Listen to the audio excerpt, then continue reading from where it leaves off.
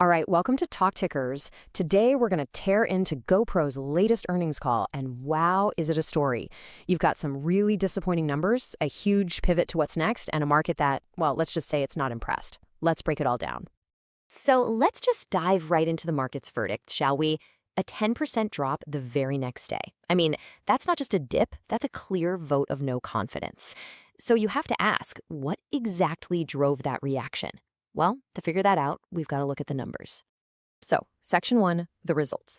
And honestly, it's a headline miss. Let's unpack these pretty disappointing Q3 numbers. First up, let's talk revenue, the top line. They pulled in $163 million.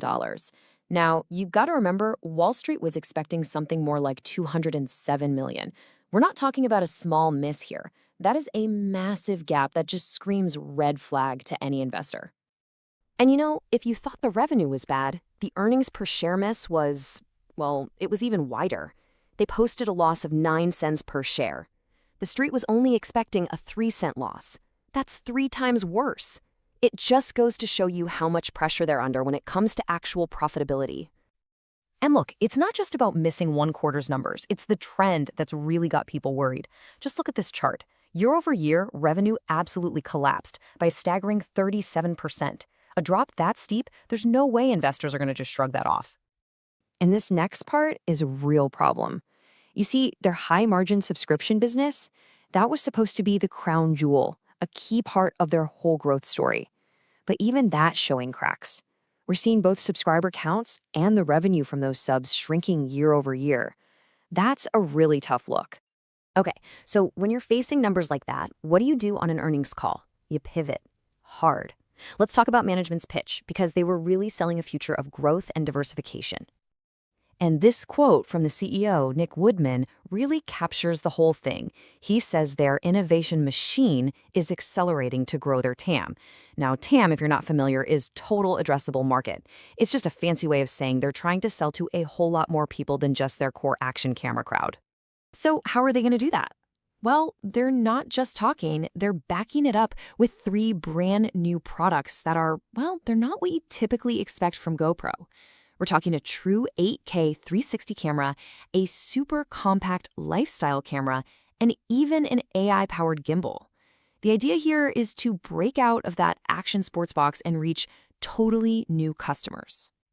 But you know, the most important part of this whole future-facing pitch, it wasn't in their prepared script.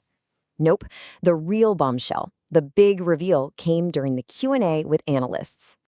See, everyone was wondering, where's the new flagship hero camera this year? It's a huge reason their holiday guidance was so weak. And it turns out, it wasn't a screw-up. It was a strategic delay. They confirmed they intentionally didn't release one, holding back their biggest product for something better down the line. So why delay? What could possibly be worth it? Well, they're waiting for 2026. That's when they're planning to launch their next-generation processor, the GP3. Think of it as the new brain for their cameras. Management is basically betting the entire farm on this new chip, believing it's going to be a massive leap forward, a true game changer. So you've got this big, ambitious story about the future. So how did the market react? Well, that brings us to the credibility gap. Because despite all that optimistic guidance, we saw that 10% drop. And this slide really puts the promise versus the reality in stark contrast. On one side, you have management saying, hey, expect us to get back to revenue growth and profitability starting next quarter and all through 2026. But on the other side, the reality is the market's reaction. The stock gets hammered, sending a very clear message of deep skepticism. So, you gotta ask, why the disbelief? Why the huge disconnect? Well, it really boils down to a few things. First, there's a history here of revenue and EPS misses. Then you have things like tariff headwinds, squeezing their margins. The competition from smartphones and other brands is just relentless. And maybe most importantly, their entire growth story is now banking on a 2026 product cycle that is anything but a sure thing. All right, so that brings us to the big question. Where does this leave us? It's time for our thesis. Let's make the next call on GoPro. For any investor looking at GoPro right now, it all boils down to this one question. Is this a real turnaround story? Or is it a value trap? Is the stock cheap for a good reason? Or is it just a classic case where all those promises about the future just never ever show up?